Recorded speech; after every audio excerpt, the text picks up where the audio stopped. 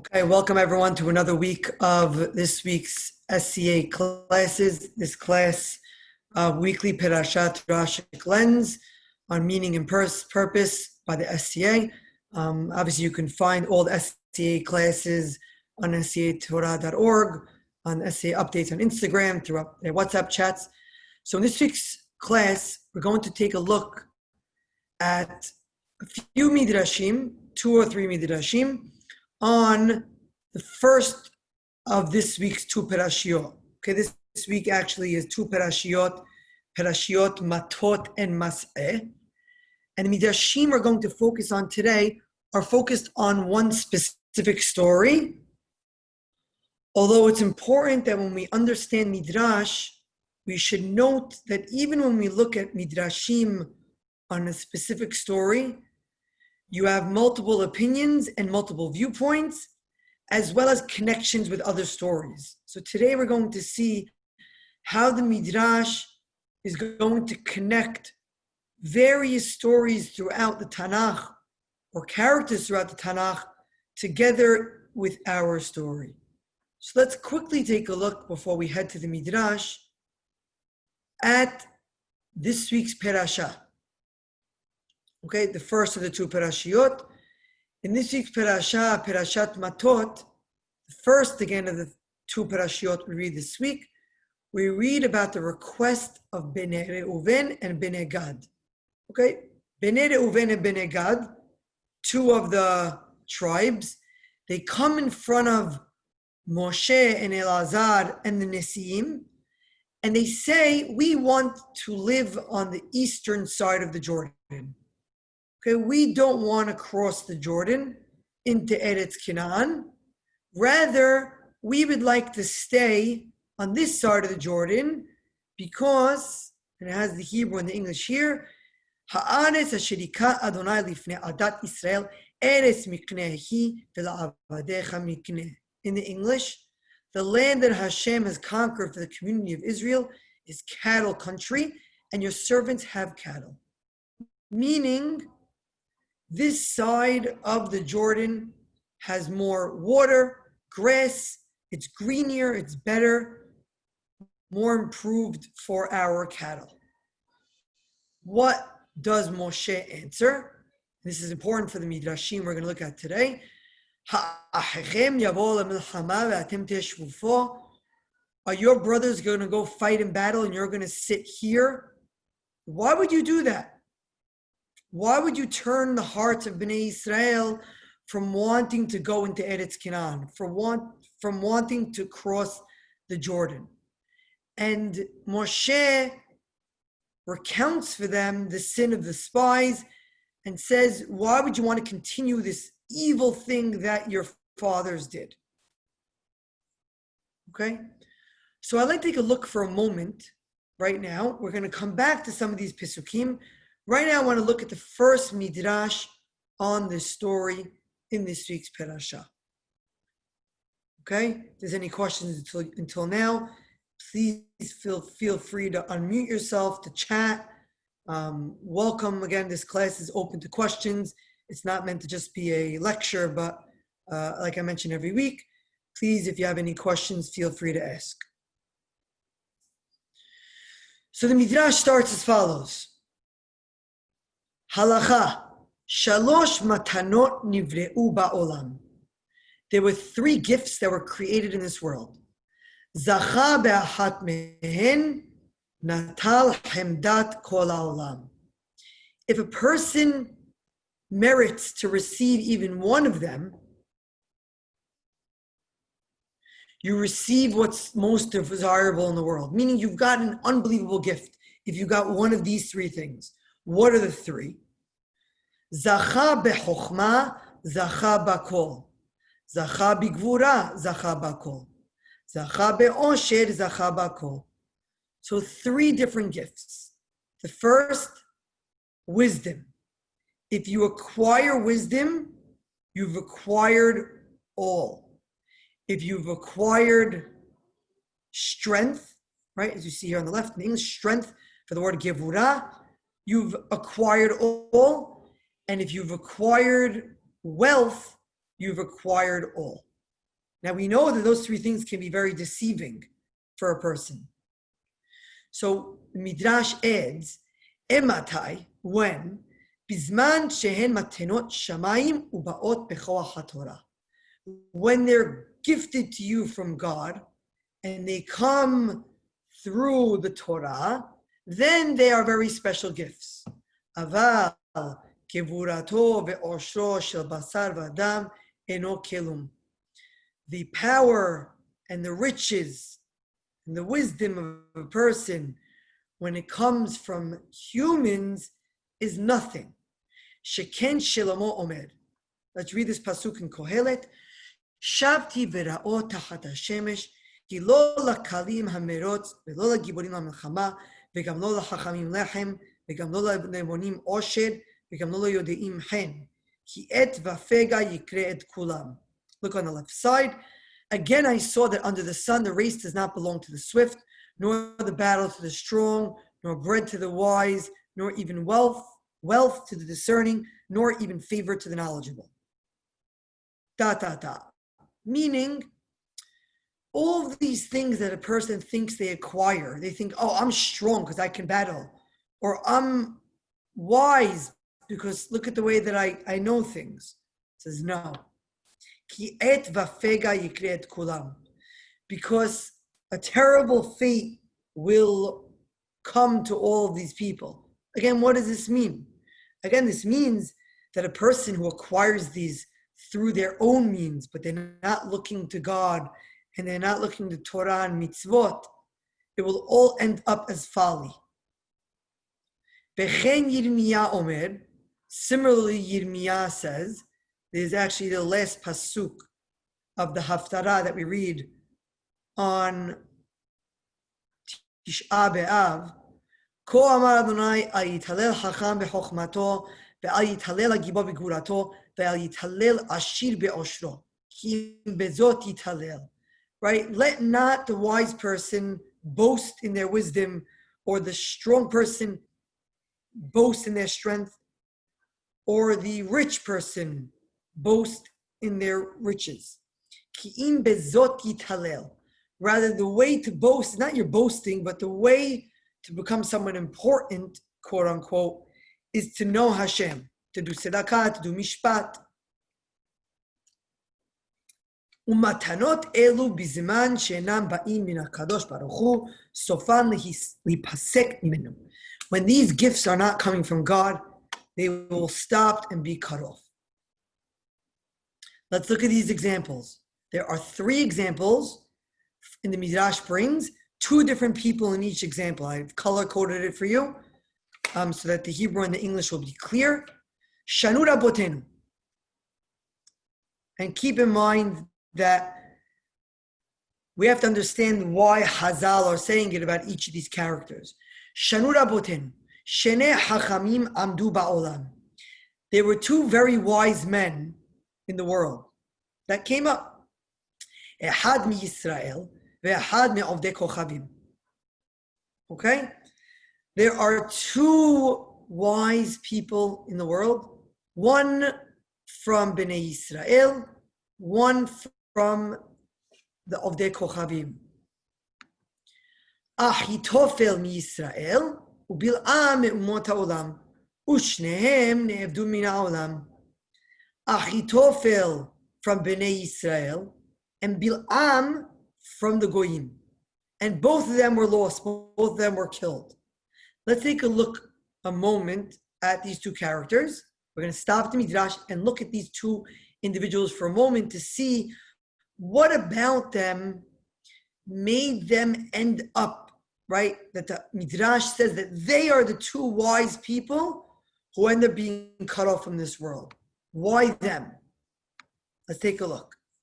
Achitofel, any of you know, Achitofel was the advisor of David, who ends up going to his son's side during a rebellion. So during a rebellion, Achitofel becomes the advisor for David's enemy, his son. And Achitofel has the best advice, quote unquote, right? He actually knows it in a sense. But if you look at the pasuk over here, Hashem decrees that Achitophel's advice should be nullified in order to bring this negative fate upon Avshalom. Even without knowing the story, the Navi is clearly telling us that Achitophel's advice gets canceled. And later on, actually, he commits suicide, right? He realizes his advice is not taken, he commits suicide. It's self-centered, it's egotistical. My advice was not taken, there's no point of living. That's how he looked at it. That's something that's self-centered.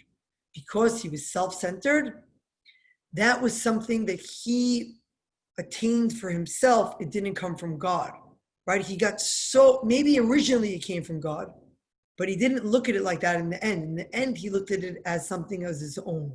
Bil'am, Bil'am, we know, tried to curse Bnei Israel even though Hashem said not to. So again, he tried to acquire this wisdom for himself, and what happens? He gets lost from the world. So this is the first two characters the Midrash points out over here. These two Hachamim in the world, both of them were lost. Next. And by the way, if anyone would like to read at any point during the class, please feel free to offer to read. It's very nice to have everyone involved. V'chen shene giborim amedu ba'olam. They were two very strong men, warriors. Ehad mi-Yisrael ve'ehad me'omot ha'olam. Shimshon mi-Yisrael ve'Goliath me'omot ha'olam. U'shneim ne'evdu min ha'olam. Here I'm going to pause and ask you.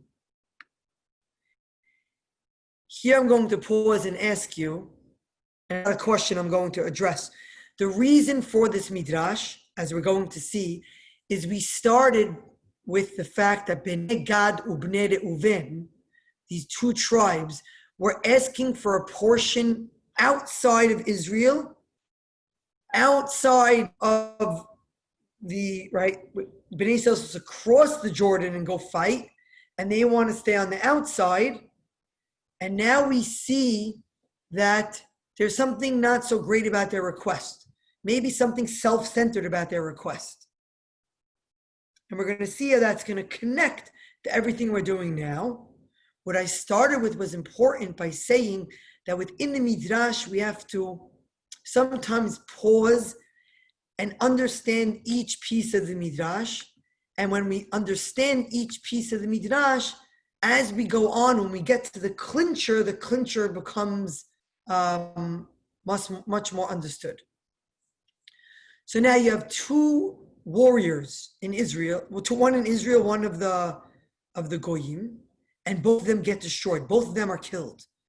Now, could someone tell me what the problem is with this part of the Midrash? Shimshon and Goliath. The Midrash is comparing them to. What's strange about that? And what's strange about comparing Shimshon and Goliath?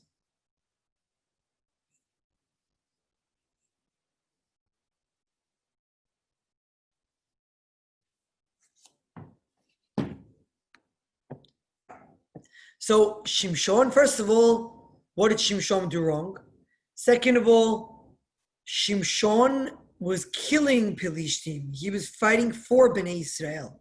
Goliath is a Pelishti who wants to destroy Am Yisrael to pieces. It says in Midrash, Hazal did not have a great view of Shimshon.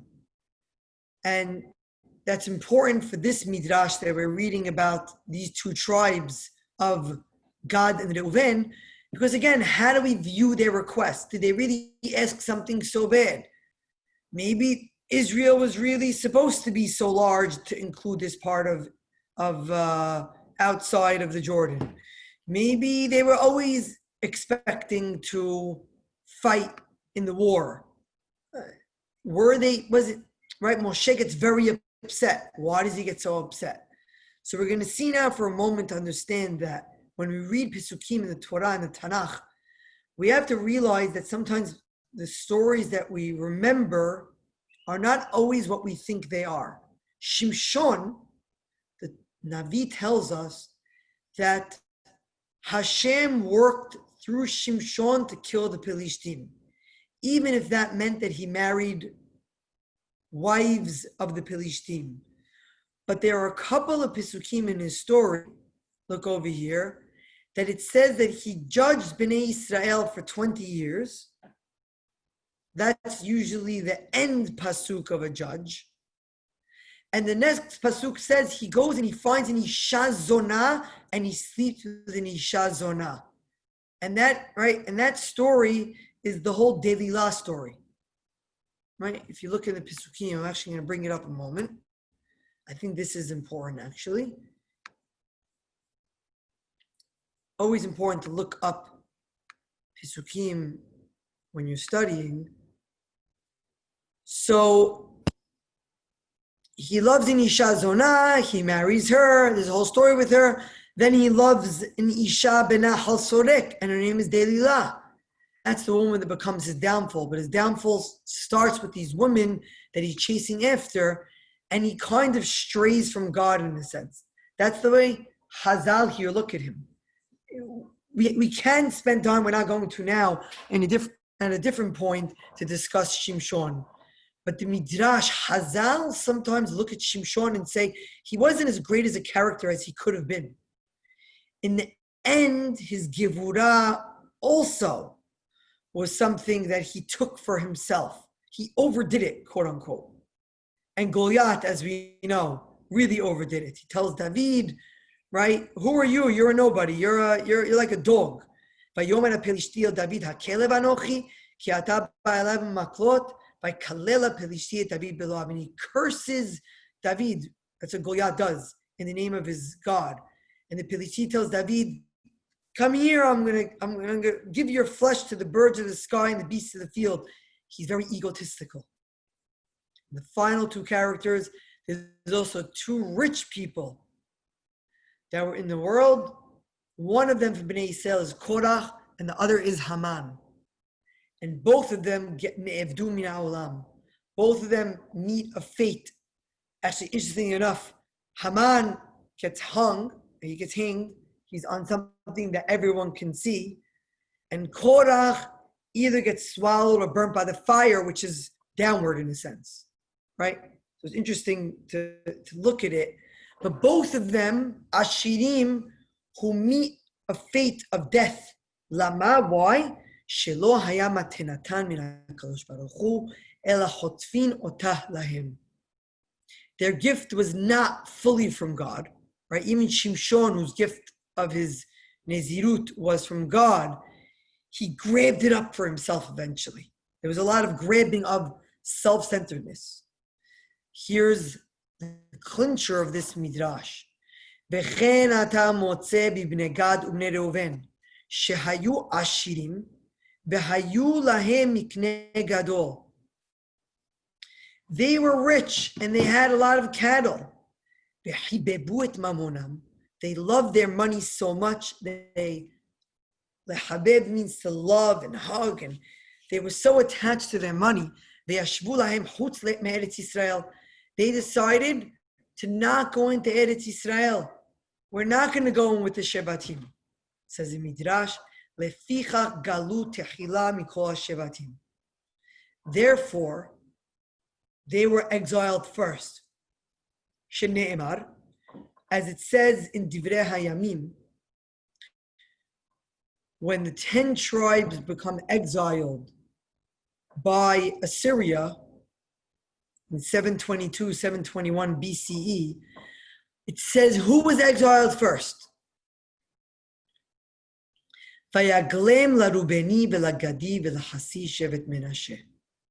It was Reuven, Gad, and half of Menashe who ends up living outside of the eastern side of the Jordan that get exiled first.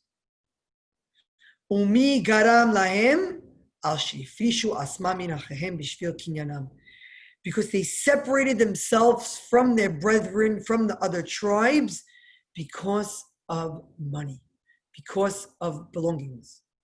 Minayin mash katuv b'Torah umiknei rab haya livnei Reuven. Midrash says they acquired this for themselves.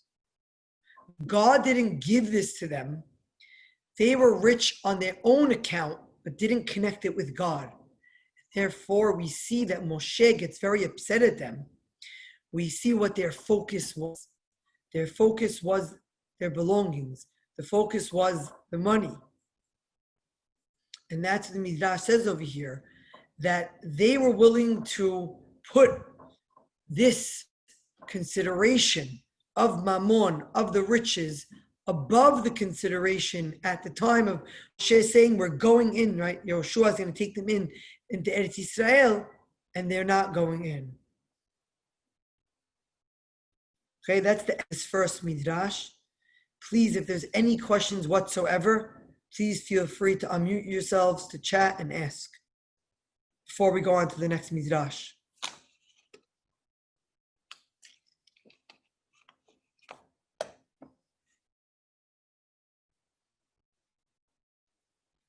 Okay, I'm going to go on then.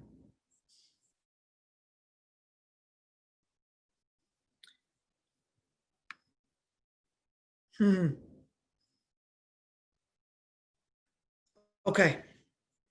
The next Midrash may disagree with this Midrash.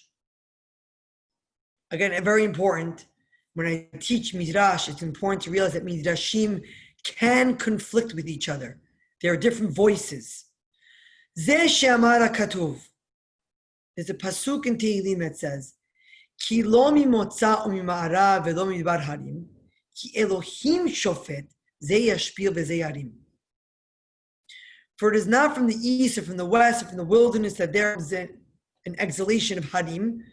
Rather, from what God does, he lifts up and he puts down. What exactly does this mean? It says Midrash, Ma'u ki lo mimotza umima'arav. What does this mean? Not from the east or from the west. Meaning, lo mima she'adam yotze ve'amel b'schora beholech mizrach ma'arav nasa ashir. A person does not become rich necessarily from all of the work that they do. Afilu poresh bisfinot ve'holech mizrach ma'arav ve'chozer al midbarot al harim eno nasa ashir. Right? Ultimately, a person does not become rich, even if they sail away in ships from east to west and searches in the wilderness and the mountains. Ma'u velo midbar harim amar Rabbi Abba merumnaya kol harim shebamikra harim hem chutz mizeh shuromem she'en adam mitromem min hadevarim ha'elu. A person doesn't become important from these things. Ma kadosh baruch hu oseh notel nechasim mizeh venoten lazeh. Because God can easily take riches from one person and give it to the next person. Right? I mean, one of the lessons of everything that we're in right now, things are up and down. There's no straight, line, right, up and say, oh, I'm working and everything's going up, up, up. Yet people who are like, right, in general life can be like that. And so the Midrash says over here, Ki Elohim shofet, zeh yashpil v'zeh yarim. God can make someone, right? He can exalt someone up to higher heights, and he can bring someone down. Lechach nikra shemam nechasim. Therefore, they're called nechasim. Shenichsim mizeh benighlin lazeh. Nachas can also mean to cover. That they're covered from to one person and then opened up to another person. Meaning a person's fate with these material belongings can be shifted easily. And says the Midrash, Ve'lama nikra shemam zuzin. Why are they called zuzin? This is how they used to call money in ancient times. A zuz. What does lazuz mean? To move. Shezazim mizeh v'nitanin lazeh. Because they were moved from one person and they could go to another person. Mamon, ma'ata moneh eno kelum. Midrash says moneh, mamon, from the word to count. What you're counting, it's really nothingness in a sense. It's not something that you hold on to forever. וכן חנה אומרת, אדוני ממית ומחיה מוריד שוב היעל, אדוני מוריד שמעשי משפיע מרומם. God can lift one person up, bring another person down. מה אף מרומם? שאף שהוא מביא לזה, מרומם לזה. Okay? And the next part of the Midrash talks about the fact that it says, what does that mean that God created the world in 6 days? Meaning, what is he doing from the 6 days until now? Yoshev ve'oseh sulamot. Ma'aleh lazeh u'morid lazeh. Right? Rabbi Shimon ben Halafta said that throughout the times from the 6 days of creation until now, God is creating ladders. Some people go up, some people go down. Again, the importance of this Midrash is speaking about the idea of the ups and downs in life. Sometimes we're in one place, sometimes we're in another place. And life can be part of those ups and downs. He says, Teda, says the Midrash. What does that have to do with our Perasha? Teda lecha keshebikesh ya'ashiru b'nei Reuben b'nei Gad. הפיל את המדיינים לפני ישראל, כדי שיעשירו בני גד ובני ראובן. Says the Midrash, how did Bnei Gad and Bnei Reuven get wealthy? How did they get so wealthy? Midrash says that when he wanted to make them wealthy, at the same time, what story happened? What story happened right before this story of Bnei Gad and Bnei Reuven? The war with the Midianim. Ma ketiv lama'la vayishbu Bnei Yisrael en neshem Midian ve'etapam ve'ahar kach u'miknei rav. What does it mean before that Bnei Yisrael took the spoils? Ha shehishpil. Well, they didn't actually take the spoils without Moshe's permission. Ha shehishpil hakadosh baruch hu et Midianim veromem et Yisrael. God brought the Midianim from their height to a low, and brought Bnei Israel from a low to a high. He brought Bnei Israel up. He gave riches to these tribes. The Kayem, to fulfill the pasuk we started with, that it's not about work from east to west and from being a har to becoming your own mountain from the work that you do. Again, it's not discounting that we work for what we deserve, but we have to realize God's hand in this, right? God shifted Midiani possessions to Bnei Israel.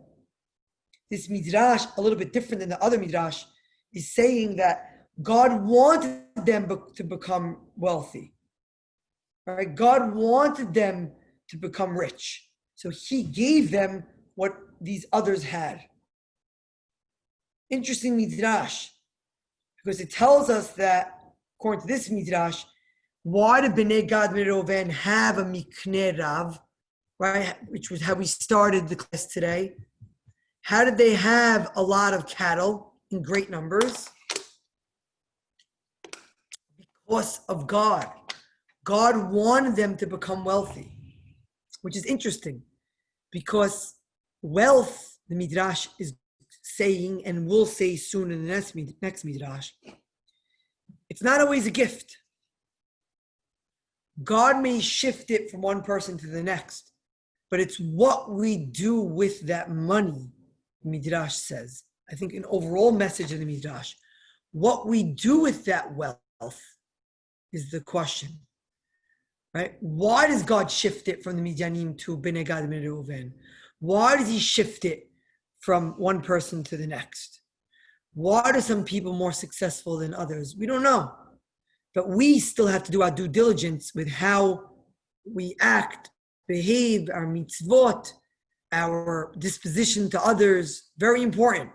And making sure we don't become egotistical with it, making sure we don't become self-centered with it. And that leads to the last Midrash of today. Right now. Davar acher, another opinion. Umiknei rav, they had a lot of cattle. Ze she'amar hakatuv. There's a pasuk in Kohelet. that says, Lev hacham limino, velev kesil lismolo. A wise man's heart is to his right, and a fool's heart is to his left. What does that mean? Lev hacham limino.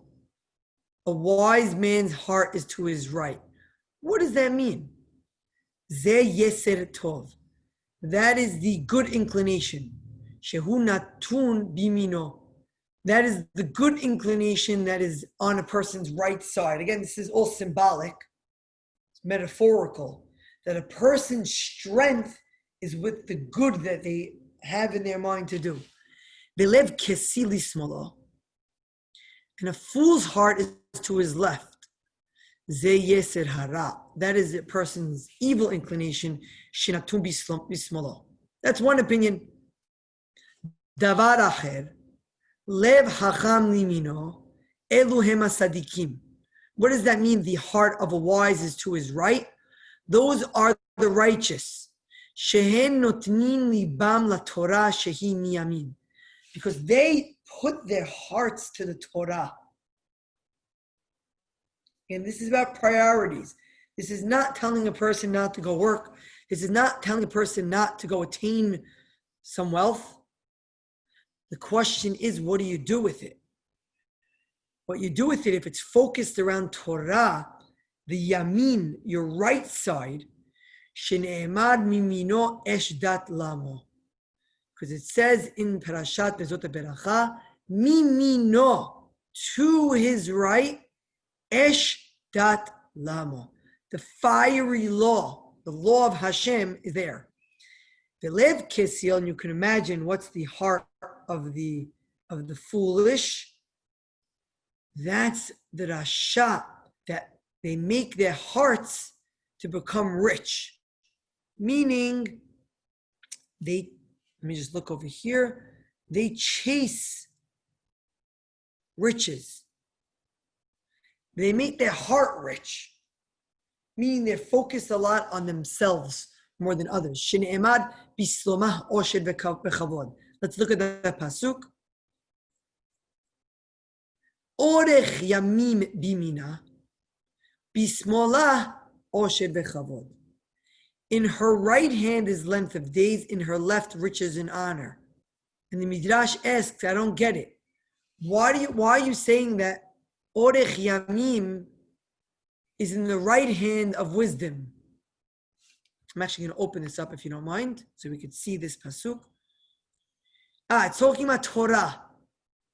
Torah has length of days in its right hand when you follow the Torah, and in the left hand, Osher and Kavod. And the Midrash wisely asks the question, why is riches and honor on the left side?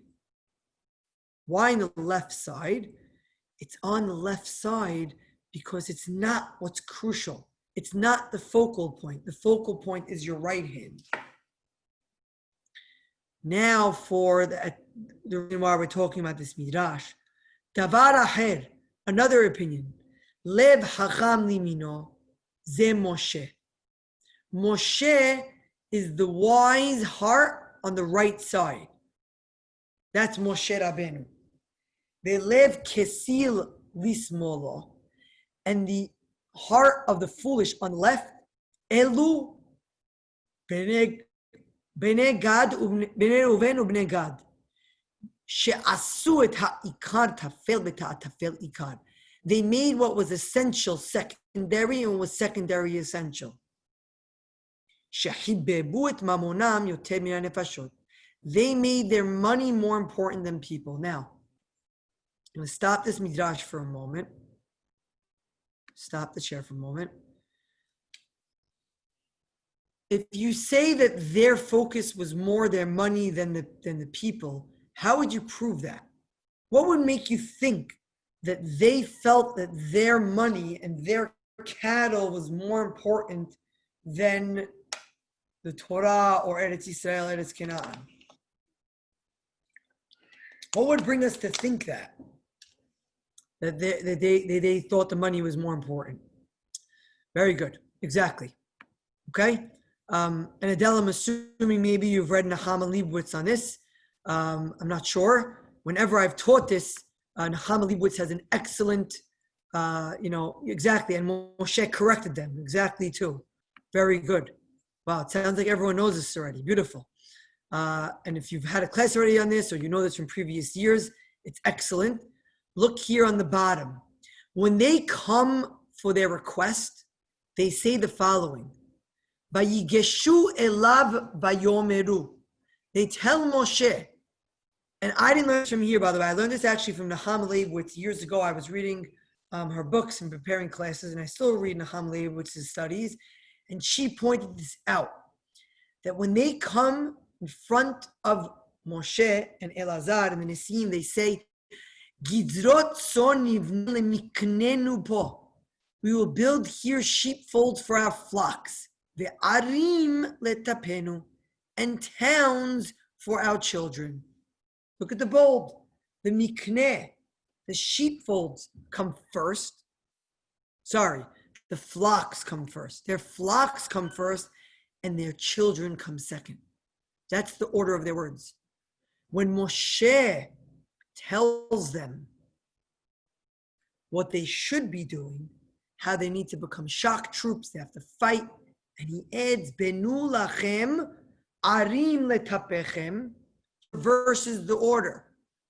Build for yourselves arim letapechem, cities for your children, ugderot lesonachem, and sheepfolds for your flocks.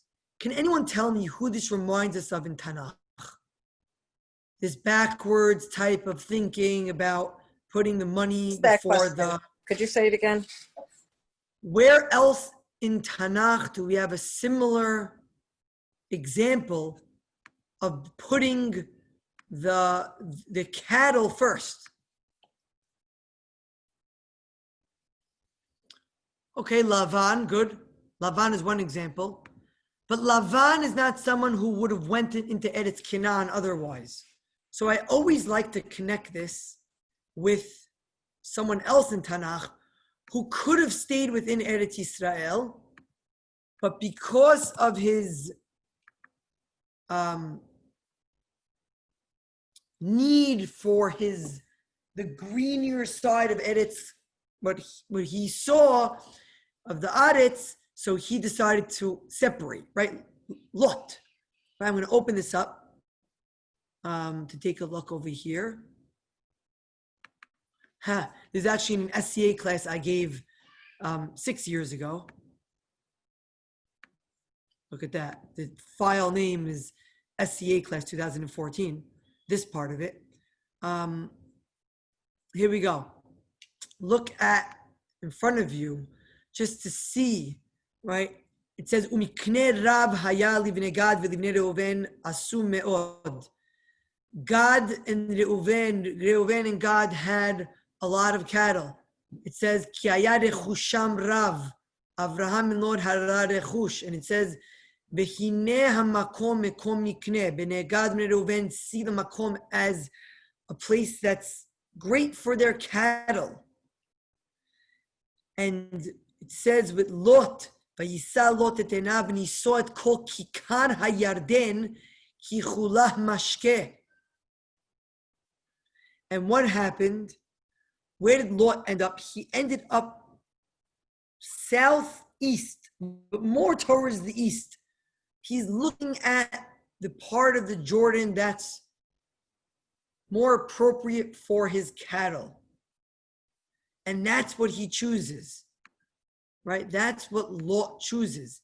He separates himself from Avraham Avinu, from Torah, for this purpose. That's what he does. So the Midrash, carefully looking at this, says, Heblev Hacham Limino ze Moshe. Moshe is the wise on the right, and the Kesil, Reuven and Gad. Amar lahem HaKadosh Baruch Hu. Atem hibabtem. You loved your cattle more than the people. Hayechem en bo beracha. I swear to you, you will not have any blessing from this. Alehem ne'emar, on that it is said, Nahala mevohelet barishona ve'acharita lo tevorach. An inheritance that comes from like mevohal's confusion in the beginning, in the end will not be blessed. Now let me see if I brought the pasuk over here. An estate acquired in haste at the outset, right? It's acquired in haste, meaning you're not deciding with the right mindset for it. You're thinking about those more your current needs that you have. Ve'acharita lo tevorach. In the end, it will not be blessed. V'chen omer, another pasuk from Mishle, al tigat leha ashir mibinatecha hadal. This, I believe, for all of us, all humankind, do not toil to gain wealth, have the sense to desist. Interesting. Know when to stop. Know when to stop and realize what to focus on. Do not spend all your days trying to acquire wealth. Powerful pasuk. In the last pasuk, and we'll end class with this pasuk. Yegia kapecha tochel ashrecha v'tovlach. You shall enjoy the fruit of your labors. You shall be happy and you shall prosper. But you shall enjoy it. People who are quick to decide based on those matters, or who work too hard for wealth, you can't enjoy it. And I think that's why the Midrash ends with this pasuk. Ashrecha v'tovlach. It's only tovlach if you start with a tov decision. If you start with a good decision, you'll end up with good. If you make a poor decision, it won't be tov for you. And that's essentially the message here of the Midrash with Benegad, Reuven, Benegad, and it ends up being Chatzi Menashe as well. You can deal with that separately, but it's important that what they're being looked at is that their focus, their goals were backwards. Too quickly or too much effort on something that's the wrong goal. And when we're not focused with the Torah properly with it, it's going to be lost. And it goes back to the first Midrash that we started with. Even someone as great as Shimshon, who was a Nazir from God. But eventually the tragic downfall that Hazal look and they see in Shimshon, who ended up taking all of that might for himself, quote unquote, and said, "Oh, I'll go with these women, not a problem." Korah, right, who said, "No, I'm going to fight against Moshe and Aharon." Goliath, who thought so much of himself. Bil'am, Achitofel, Haman, all self-centered, trying to acquire their own power. What happens is they end up having a downfall. Bottom line, you're not acquiring, it's not about your ego for yourself. It's about the bigger picture and doing the right thing. Bnei Reuven and Bnei Gad didn't look at the bigger picture of their brothers, of fighting with their brothers. They looked at themselves. As the Midrash says, they were exiled first for that reason. Baruch Adonai le'olam. Amen ve'amen.